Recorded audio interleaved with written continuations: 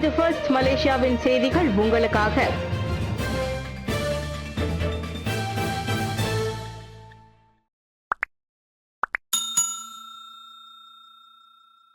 அல் சுல்தான் அப்துல்லா பெயரில் போலி சமூக வலைதளம் பஹாங் அரண்மனை வருத்தம். பஹாங் சுல்தான் அல் சுல்தான் அப்துல்லா ரியாதுடன் அல் முஸ்தபா பிலாஷாவின் பெயரை பயன்படுத்தி போலி முகநூல் கணக்கு இருப்பதை பஹாங் அரண்மனை கண்டறிந்துள்ளது. மேலும் பிற பயனர்களின் கருத்துக்களுக்கு அந்த போலி முகநூலில் தீவிரமாக பதிலளிக்கப்பட்டுள்ளதும் குழப்பத்தை ஏற்படுத்தியுள்ளது. பஹாங் சுல்தானுக்கு சமூக ஊடக கணக்குகள் எதுவும் இல்லை என்றும் எந்தவொரு நடவடிக்கைகளும் அல்லது நேரடி உத்தரவுகளும் சமூக ஊடக தளங்கள் பஹாங் சுல்தான் மற்றும் இஸ்தானா பஹாங் செயலி மூலம் மட்டுமே ஒளிபரப்பப்படுகிறது என்றும் வலியுறுத்தப்பட்டுள்ளது. தெங்கு அம்புவான் பஹாங், தெங்கு அசிசா அமினா மைமுனா இஸ்கந்தாரியா மற்றும் பஹாங் பட்டத்து இளவரசர் தெங்கு ஹசனால் இப்ராஹிம் அலாம் ஷா ஆகியோருக்கு சொந்தமான ஊடக கணக்குகள் குறித்து இதே விளக்கம் தெரிவிக்கப்பட்டுள்ளது. தெங்கு அம்புவான் பஹாங் இன்ஸ்டாகிராம் செயலி சமூக கணக்கை மட்டுமே கொண்டுள்ளது. ஆனால் இது தனிப்பட்டதாக உள்ளது. அதே நேரத்தில் தெங்கு மகோதா பஹாங் இன்ஸ்டாகிராமில் பெயரில் மட்டுமே கணக்கு உள்ளது. இன்ஸ்டாகிராம், டிக்டாக், யூடியூப் மற்றும் எக்ஸ் போன்ற பிற சமூக தளங்களில் பஹாங் சுல்தான் பெயர் மட்டுமே பயன்படுத்தப்படுகின்றன. அதே சமயம் பஹாங் அரண்மனையின் அதிகாரப்பூர்வ செயலி இஸ்தானா பஹாங் .my ஆகும் என பஹாங் சுல்தானின் முகநூல் பதிவு மூலம் தெரிவிக்கப்பட்டுள்ளது. எனவே பொறுப்பற்ற தரப்பினரால் உருவாக்கப்பட்ட எந்த சமூக ஊடக கணக்குகளும் இல்லை என்று அரண்மனை மறுக்கிறது. இஸ்லாமிய சமய சொற்பொழிவாளர் ஜம்ரி வினோத் 2 நாட்களுக்கு தடுத்து வைப்பு. சர்ச்சைக்குரிய சமய சொற்பொழிவாளர் ஜம்ரி வினோத்தை 2 நாட்களுக்கு தடுத்து வைக்க விசாரிக்க பெர்லேஸ் கங்கார் மேஜிஸ்ட்ரேட் நீதிமன்றம் உத்தரவிட்டுள்ளது. ஃபேஸ்புக் பதிவில் இன்னொரு மதத்தை இழிவுபடுத்தி பொது அமைதியை சீர்குலைத்த புகார் தொடர்பில் அவர் விசாரிக்கப்படுகிறார். 41 வயது ஜம்ரி வினோத் மீது 1948 ஆண்டு தேச நிந்தனை சட்டம், 1998 ஆண்டு தொடர்பு பல்லூடக ஆணைய சட்டம் ஆகியவற்றின் கீழ் விசாரணை நடைபெற உள்ளது. தேசிய போலீஸ் படை தலைவர் தான் ஸ்ரீ ரசருடன் ஹுசைன் அதனை உறுதிப்படுத்தினர்.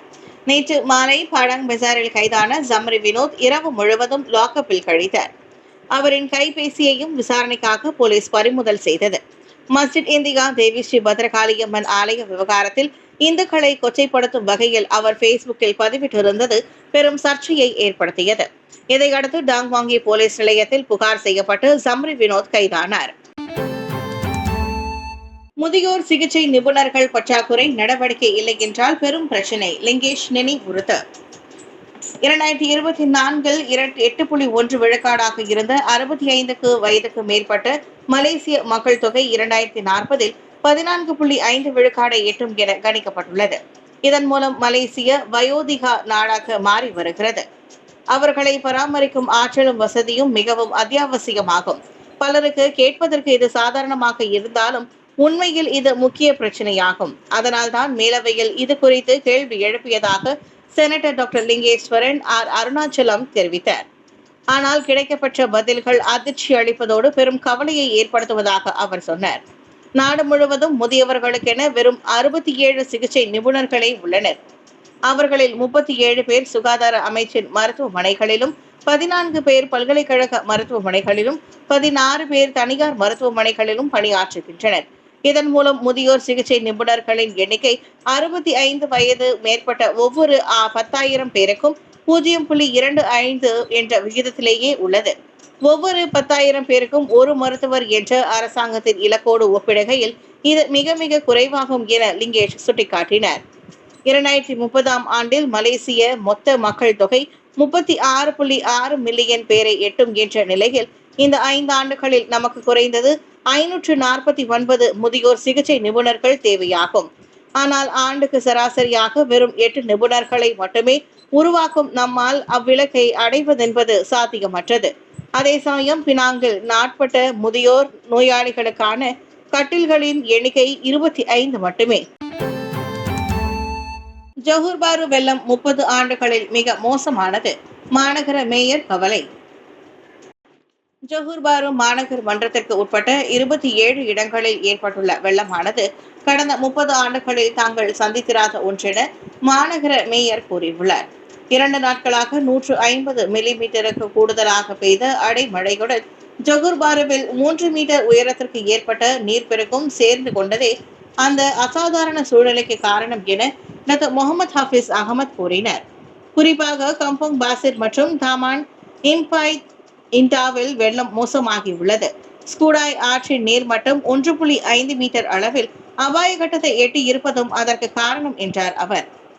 கங்கார் தெப்ரு, தாமன் தேசா முத்தியாரா, தாமான் தாம்போய் உத்தமா, கம்போங் செரி செடாங், கம்போங் மெலாயு பாண்டான், கம்போங் வெலந்திக் உள்ளிட்டவை மோசமாக பாதிக்கப்பட்ட மற்ற இடங்களாகும்.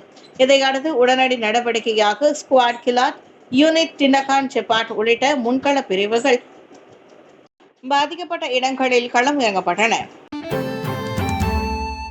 மலேசியா தாய்லாந்து சேவைகள் ஐதுல் ஃபித்ரியை முன்னிட்டு நிறுத்தம், மாற்று வழிகள் பயன்படுத்த அறிவுறுத்து. நோன்பு பெருநாளை முன்னிட்டு ஷவால் முதல் நாள் மலேசியாவுக்கும் தாய்லாந்திற்கும் இடையிலான பெரி மற்றும் படகு சேவைகள் தற்காலிகமாக நிறுத்தப்படும். இந்த சேவைகள் ஏப்ரல் 1ஆம் தேதி செவ்வாய்க்கிழமை காலை 8 மணி முதல் மாலை 5 மணி வரை வழக்கம் போல் தொடரும் என கிளந்தான் குடிநுழைவுத்துறை இன்று வெளியிட்ட அறிக்கை ஒன்றில் தெரிவித்துள்ளது. எனவே பொதுமக்கள் ரந்தவ் பஞ்சாங் குடிநுழைவு சுங்க சோதனை மற்றும் தனிமைப்படுத்தும் மைய வளாகம் மற்றும் புக்கிட் பூங்காவில் உள்ள குடிநுழைவு சுங்க மற்றும் தனிமைப்படுத்தும் வளாகத்தின் மாற்று வழியை பயன்படுத்தும்படி குடிநுழைவுத்துறை கேட்டுக்கொண்டது. உப்ஸ் ஹரிராயா 2025 பல்வேறு குற்றங்களில் ஈடுபட்டதாக 1800 பேருந்துகளுக்கு அபராதம். நோன்பு பெருநாளை முன்னிட்டு மார்ச் 24ஆம் தேதி தொடங்கி ஏப்ரல் 8ஆம் தேதி வரையிலான சிறப்பு நடவடிக்கையின் முதல் நாளில் மொத்தம் 1800 பேருந்துகள் பல்வேறு குற்றங்களில் ஈடுபட்டிருப்பது கண்டறியப்பட்டது. வாகனம் ஓட்டும் போது கை தொலைபேசிகளை பயன்படுத்தியது, பேருந்துகளில் 2வது ஓட்டுநர் இல்லாததும் கண்டறியப்பட்ட குற்றங்களில் அடங்கும் என சாலை போக்குவரத்து துறையின் தலைமை இயக்குநர் டாக்டர் ஏடி ஃபட்லி ரம்லி தெரிவித்தார். இந்த எண்ணிக்கையில் 398 பேருந்துகள் ரகசிய அமலாக்க நடவடிக்கையின் மூலம் கண்டுபிடிக்கப்பட்டதாக சுங்கை பிசி டோல் சாவடியின் ஹரிராயா ஐதுல் ஃபித்ரி சிறப்பு நடவடிக்கை குறித்த செய்தியாளர்கள் கூட்டத்தில் அவர் தெரிவித்தார். அதே காலகட்டத்தில் ஜேபிஜே பல்வேறு குற்றங்கள் சம்பந்தப்பட்ட 22,552 நோட்டீஸ்களை வெளியிட்டதோடு 97 வாகனங்களையும் பறிமுதல் செய்தது.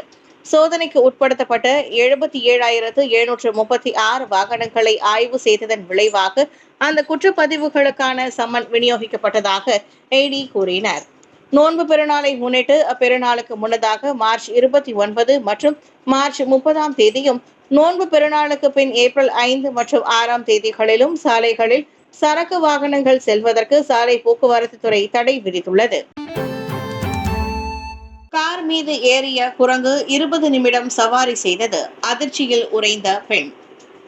கார் மீது ஏறிய குரங்கு சுமார் 20 நிமிடம் காரிலேயே இருந்ததால் பெரும் அதிர்ச்சிக்குள்ளான பெண் காரோட்டி ஒருவர் அருகே உள்ள தீயணைப்பு நிலையத்திற்கு மெதுவாக காரை ஓட்டி சென்று அக்குரங்கை பாதுகாப்புடன் கொண்டு சேர்த்தார்.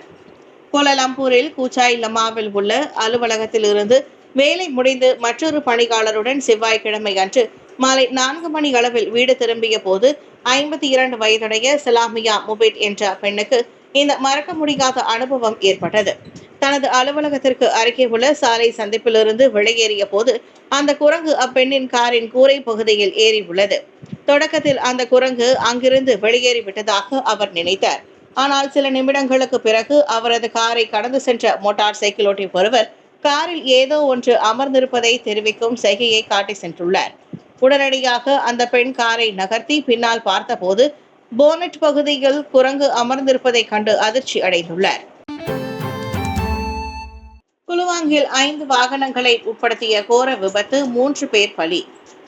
ஜொஹூர் குலுவாங்கில் நேற்றிரவு 5 வாகனங்களை உட்படுத்தி நிகழ்ந்த கோர விபத்தில் 3 பேர் உயிரிழந்தனர். தெற்கு நோக்கி செல்லும் பிளஸ் நெடுஞ்சாலையின் 58.1வது கிலோமீட்டரில் இரவு 11:48 மணிக்கு அவ்விபத்து நிகழ்ந்தது.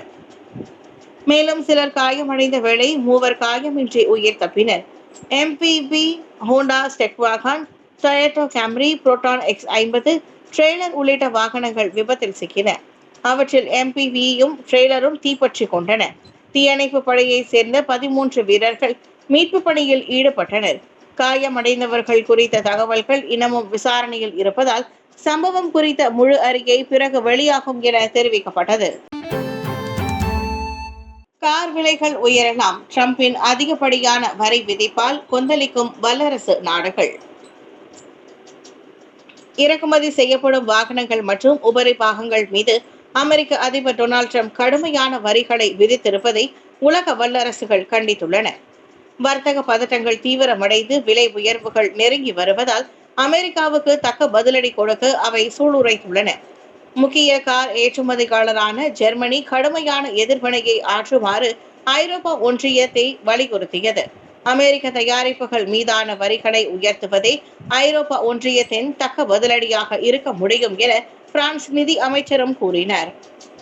அதே நேரத்தில் ஜப்பானோ தன் வசமுள்ள அனைத்து தேர்வுகளையும் பரிசீலிக்க போவதாக மிரட்டியுள்ளன. கனடாவின் புதிய பிரதமர் மார்க் கார்னே ஒரு படி மேலே சென்றுவிட்டார். வாஷிங்டன் உடனான ஆழமான பொருளாதார, பாதுகாப்பு மற்றும் இராணுவ உறவுகளின் பழைய உறவு முடிந்துவிட்டதாக அவர் கண்டிப்பான தோரணையில் கூறினார். இவ்வேளையில் இத்தாலிய கார் தயாரிப்பு நிறுவனமான ஃபெராரி அடுத்த வாரம் முதல் அமெரிக்காவிற்கு விற்கப்படும் பல மாடல்களின் விலையை 10% வரை உயர்த்தப் போவதாக கூறியுள்ளது. எகிப்து செங்கடலில் சுற்றுப்பயணிகளின் நீர்மூழ்கி கப்பல் மூழ்கியதில் 6 பேர் பலி. எகிப்து செங்கடலில் 45 சுற்றுப்பயணிகளை ஏற்றியிருந்த நீர்மூழ்கி கப்பல் கடலில் மூழ்கியதில் குறைந்தது 6 பலியாகினர். 39 சுற்றுப்பயணிகள் காப்பாற்றப்பட்டனர். அவர்களில் கை விலங்கிடப்பட்ட 3 பேரையும் சேர்த்து 9 பேர் காயமடைந்தனர். மரணமடைந்த 6 ரஷ்ய நாட்டவர்கள் என உள்ளூர் கவர்னர் உறுதிப்படுத்தினர். சின்பாத் என்ற பெயரிலேயே அந்த நீர்மூழ்கி கப்பல் ஆழ்கடல் பவளப்பாறைகளை காண வேண்டி 45 சுற்றுப்பயணிகளை அழைத்து சென்றது. ரஷ்யாவை தவிர்த்து நார்வே, ஸ்வீடன் மற்றும் இந்தியாவை சேர்ந்த சுற்றுப்பயணிகளும் அதில் அடங்குவர். எகிப்தை சேர்ந்த 5 கப்பல் பணியாளர்களும் உடன் சென்றனர். இந்நிலையில் சம்பவத்துக்கான காரணம் கண்டறியப்பட்டு வருவதாக விசாரணை முடியும் வரை சின்பாத் நிறுவனம் தனது அடுத்தடுத்த பயணங்களை ரத்து செய்துள்ளது.